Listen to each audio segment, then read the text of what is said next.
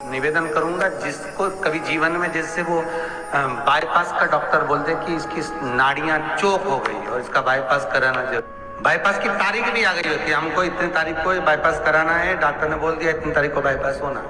एक छोटा सा प्रयोग काल भैरव का करके देखना। एक रोटी पर अपनी बीच की उंगली लेना और मीठे तेल में डुबोकर जिस व्यक्ति का बाईपास हो रहा हो उसी का हाथ उस रोटी पर एक लाइन खिंचवाना और कामना करवाकर कोई भैरव मंदिर के ओटले पर या बाहर किसी श्वान को किसी कुत्ते को खिला देना। 5 या 7 दिन करना, उसके बाद जांच कराना।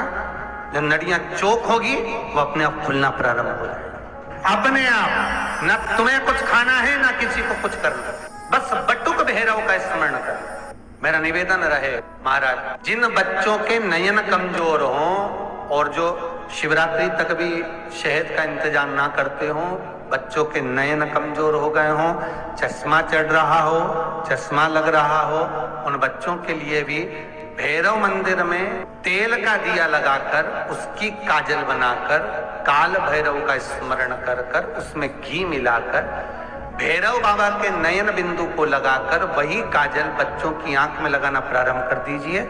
नेत्र की रोशनी अपने आप बढ़ना प्रारंभ। काल भैरव का स्मरण।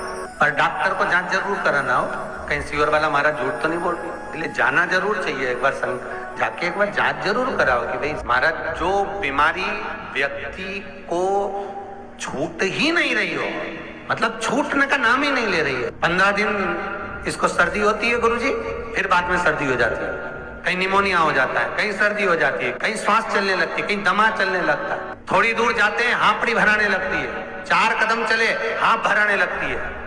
उस व्यक्ति के लिए मात्र बटुक भैरव के मंदिर में 7 कटोरी में या दिए में तिल्ली का तेल भरकर रखकर आ जाएं।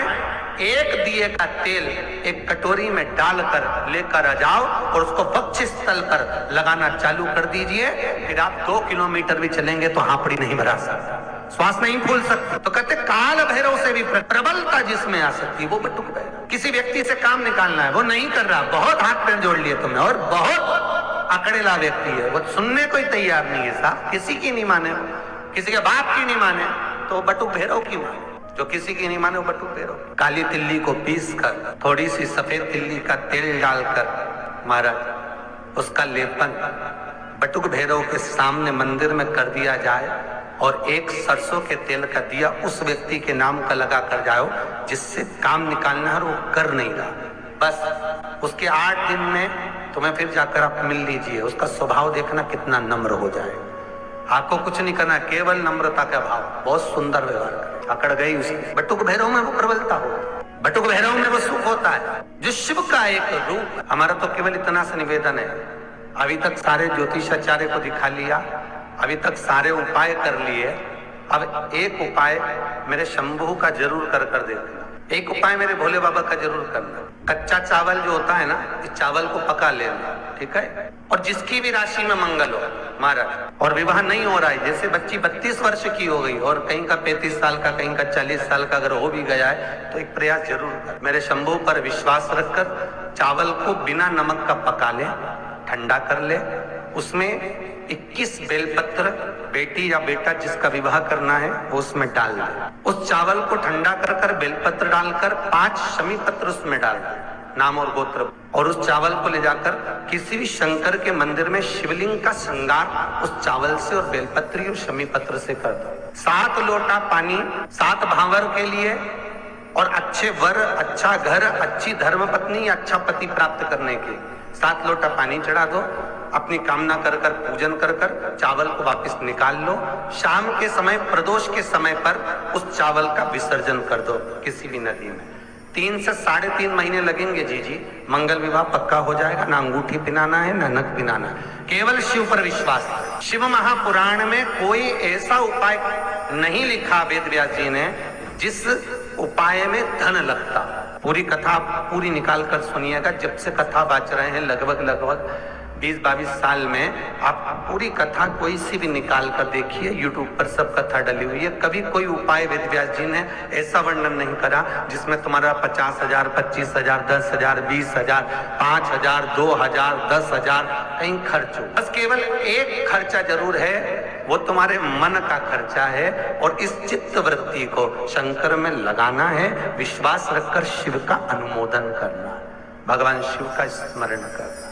बहुत सुंदर लिखा है महाराज, जिस व्यक्ति को ज्यादा क्रोध आता है, जो बच्चे ज्यादा चिड़चिड़ प्रवृत्ति करते हैं, क्रोध बहुत आता हो, कुछ सहन ही नहीं कर पाते, बोलने में भान नहीं रहता, कुछ भी कर देते हैं महाराज, उनके लिए स्कंद पुराण, लिंग पुराण के अंतर्गत लिखा गया महाराज, जैसे 5 बेलपत्र की जो डंडी होती है, पीछे का भाग, ये जो भाग है पीछे का, 5 बेलपत्र की डंडियों को शंकर भगवान के दोनों चरणारविंद के, अर्थात जहां से जल बहता है, अशोक सुंदरी का जो स्थान है उसके पीछे, मतलब जहां से जल गिर रहा होगा, आखिरी का सिरा, उस जगह पर इन 5 डंडियों को भगवान शिव के हाटकेश्वर महादेव का नाम लेकर, कौन से महादेव? हाटकेश्वर, अर्थात जो हटीले महादेव, हाटकेश्वर महादेव का नाम लेकर 5 डंडियों को उस जगह पर रख दीजिए, और 1 लोटा पानी, जिस व्यक्ति को क्रोध आता हो, चिड़चिड़ वृत्ति होती हो, अपशब्द कहता हो, ताने देता हो, या बहुत क्रोध हो रहा हो, घर टूट रहा हो, घर में अशांति बहुत हो रही हो, उनका नाम लेकर शंकर भगवान पर जल समर्पित करें। जल चढ़ाते समय जितनी डंडियां नीचे गिर जाए उतनी डंडी को उठा कर लिया है, भोजन में या वैसे ही पीस कर उन व्यक्ति को, क्रोध आने वाले व्यक्ति को खिला दी जाए महाराज। उसके बाद जिंदगी में वो कभी क्रोध नहीं कर सकता। हाटकेश्वर महादेव का स्मरण, चिड़चिड़ प्रवृत्ति को रोकने के लिए, क्रोध को रोकने, ये एक जगह पर और काम में आता है, यही उपाय। कहाँ? अगर हमारे घर की बेटी या बेटे गलत जगह पर संबंध कर रहे हो और कहना नहीं मान रहे हो, और आप समझा कर हार गए कि वो ठीक नहीं, मान ले, नहीं माने, तो भी अगर गलत मार्ग पर जा रहे तो वहां पर भी ये काम आता। हाटकेश्वर, जैसे मान लो किडनी में अगर कोई प्रॉब्लम है, लीवर में अगर कोई प्रॉब्लम है, तो सूजन आ जाती है शरीर के अंतर्गत, पांव सूज जाता है या हाथ कोई सूज गया, या सूजन उतर ही नहीं रही है, बहुत प्रयास कर लिया कि इतना शरीर चल ही नहीं रहा, मान लो नहीं, तो शास्त्र कहता है कि 5 पीपल के पत्ते, 5 बेलपत्र के पत्ते, महाराज इन 5 पत्तों को लेकर बड़े प्रेम से शमी के वृक्ष के नीचे जाइए, और शमी के वृक्ष के नीचे 1 लोटे के अंदर, जल के अंदर इसको डाल दीजिए। डालने के बाद एक पात्र, शमी के पत्र के नीचे, शमी के वृक्ष के नीचे एक पात्र रखिए, उस पात्र में श्री शिवाय नमस्तुभ्यम शिव महापुराण का मूल मंत्र बोलकर अवधूतेश्वर महादेव का स्मरण कर। कौन से महादेव?